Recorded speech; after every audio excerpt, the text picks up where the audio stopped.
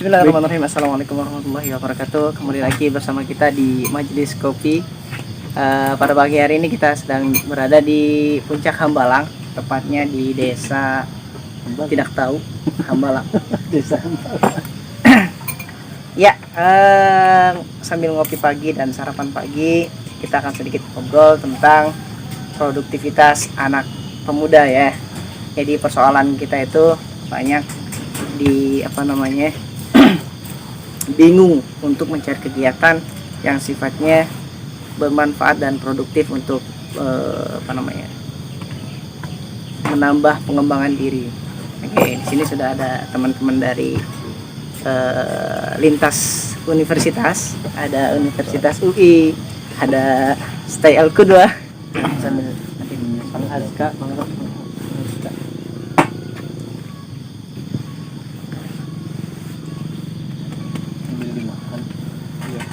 Jadi produktivitas itu apa dan bagaimana? Produktivitas itu adalah suatu cara untuk bisa mengoptimalkan segala kesempatan kita temui di masa muda. Ini ilmiah nggak Bram? Kurang ilmunya. Coba gimana? Nanti gimana? Kalau saya sendiri produktivitas ya kurang lebih sama kayak tadi sih, tapi ya kita lihat dari katanya sih produk. Kita produktivitas kita ada menghasilkan sesuatu gitu. Menghasilkan sesuatu. Misalnya nggak hanya menghasilkan barang atau apa gitu sih, tapi kita melakukan kegiatan dan ada menghasilkan peningkatan skill atau peningkatan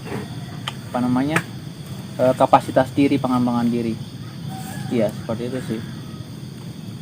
Ini kan jadi problem kita rata-rata yang mungkin masuk fase umur 20 tahun ke atas, atau bahkan anak-anak zaman sekarang itu lebih banyak menghabiskan waktu untuk rebahan, apalagi di kondisi pandemi sekarang nih. Kemarin kan ngobrol-ngobrol juga dengan anak-anak, banyak juga yang mereka bingung mau nyari kegiatan apa, jadi mereka merasa hidupnya gitu-gitu aja dan no-lab lah biasa disebutnya. Habis itu mereka merasa jadi beban keluarga, bisa rebahan dan lain sebagainya gitu, main HP, berbaring lagi, main HP lagi. Nah, gimana sih, ada tips atau agar kita bisa manajemen waktu kita biar produktif gitu? Sebenarnya banyak. Justru ketika di rumah dan semuanya serba sepaneng ke kata orang Jawa. Sepaneng. Sepi lah. Jadi kita lebih banyak dapat kesempatan. Iya. Ya banyak di rumah mungkin ya lebih bisa, apalagi terutama anak-anak yang belum bisa ngepel, ya belajar ngepel yang baik, belajar sama ibunya. Kalau memang mau bisa masak ya belajar masak sama ibunya. Kan mungkin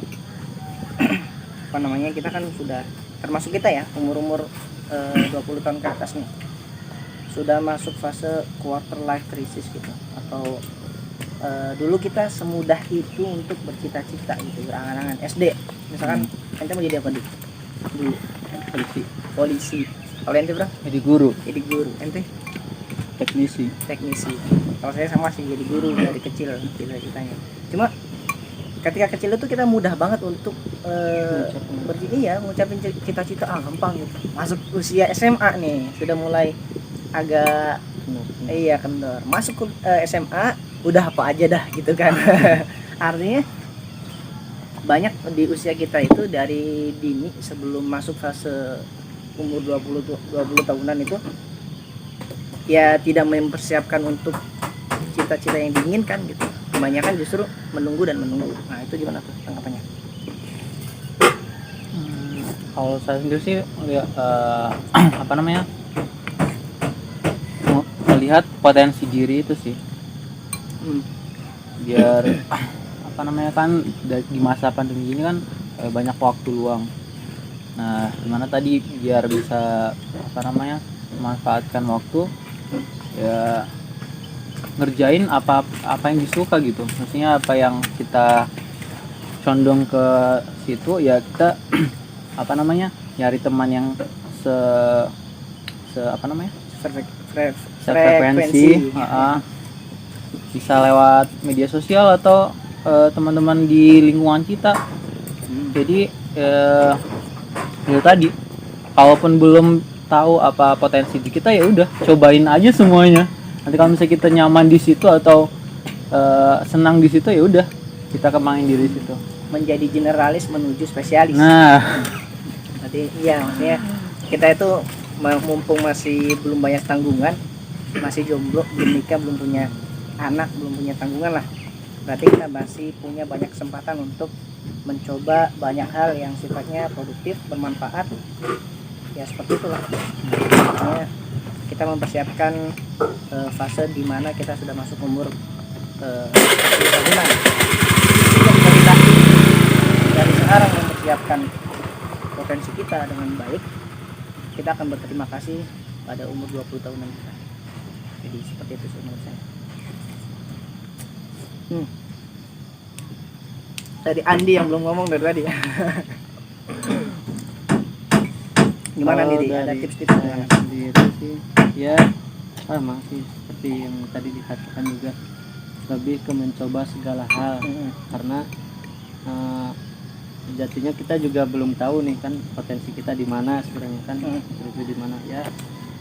Kemungkinan terbesar ya dari itu tadi juga, mencoba segala hal, nanti kita akan menemukan di mana kita lebih mencoloknya gitu kan. Di situ nanti kita akan berprofesi, bisa jadi hobi yang dibayar. Hobi yang dibayar, menarik sekali. Hobi yang dibayar. Nah, Kak sendiri, apa hobinya yang kira-kira bisa dibayar? Hobi yang bisa dibayar, Maksud saya, Aska ini punya hobi apa? Kira-kira hal itu bisa dibayar nggak sih? jalan-jalan, Traveling. Emang hobi traveling ya? Iya. Nah, itu kira-kira bagaimana langkah atau cara biar ketika traveling ente ini bisa menghasilkan gitu? Mungkin cari komunitas dan berbagi informasi. Kayaknya tuh Ya mungkin yang baru saya lihat di situ aja. nampaknya kan kalau kita lihat ya, para traveler yang ada itu justru selain mereka menambah relasi, mereka juga membangun personal branding gitu. Jadi biar orang-orang tahu, oh saya ini traveler gitu, ya kan? Berarti kan harus ada yang dibangun dalam diri gitu, kayak personal branding kita itu, ya kita itu orang yang suka jalan-jalan. Nah biar ada yang endorse gitu, itu kan harus buat ya semisal konten atau apa gitu. Itu ada langkah ke sana nggak kira-kira? Belum. Ya karena minim modal. Terkait modal, banyak yang berbicara tentang modal, akhirnya mereka tidak maju. Menurut ente gimana bro? Yang Ya dari terkait modal, kemarin kita waktu Liko sempat disinggung itu sama, kan kita nonton siapa? Saki Effendi. Nah, ya. dia bilang kalau waktu itu pernah banyak orang yang ngeluh nggak ada modal buat usaha. Terus di Saki Effendi ngasih kayak eksperimen gitu, ngasih 1 miliar 1 miliar ke 10 orang, jadi 100 juta per orang. Nah yang 5 orang ini yang sering ngeluh modal, yang 5 orangnya lagi ya udah biasa aja, tapi dia mau usaha gitu. Akhirnya setelah dicoba, justru yang gagal itu yang sering ngeluh modal. Yang sukses itu malah yang yang nggak ngeluh sama modal. Jadi modal utama itu apa sebenarnya? Keberanian. Terus Dan mulai dari sekarang. Iya. do it now. Ya, Berani memulai mencoba.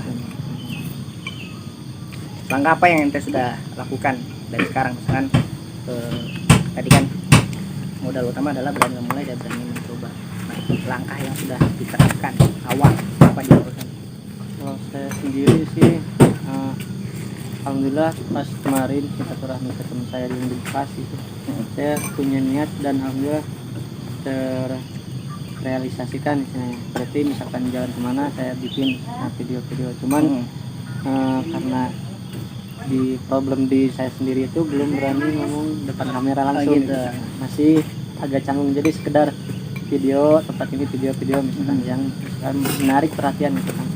Jadi untuk kelanjutannya saya edit dan saya upload di IG saya. Nah, kembali tadi kan berarti itu dibutuhkan personal branding. Maksudnya ketika ente seneng tadi terkait tentang edit video, bikin video jalan-jalan atau apapun, artinya kan harus punya platform untuk tempat mengekspos itu, maksudnya mempublikasikan biar orang-orang tuh tahu kan. Kita mesti punya portofolio gitu. Nah, itu apakah sudah dilakukan langkah-langkah itu gitu? Kalau saya sendiri sih belum kayaknya. Paling ya jalan untuk mengeksposnya ya paling lewat IG, WA, belum yang lain. Dan IG saya juga belum banyak followers. Kalau ente Bram gimana? Kalau saya sih masih tahap mencoba-coba sih. Tapi kalau saya lebih menjurus ke bahasa, terus penerjemahan, ilmu linguistik seperti itu. Dan saya juga tertarik ke itu sih, video editing gitu. Video editing. Dan ya sekarang itu masih ya cuma sekadar masih mencoba-coba di KineMaster. Oh iya. KineMaster. Sama lagi nyari-nyari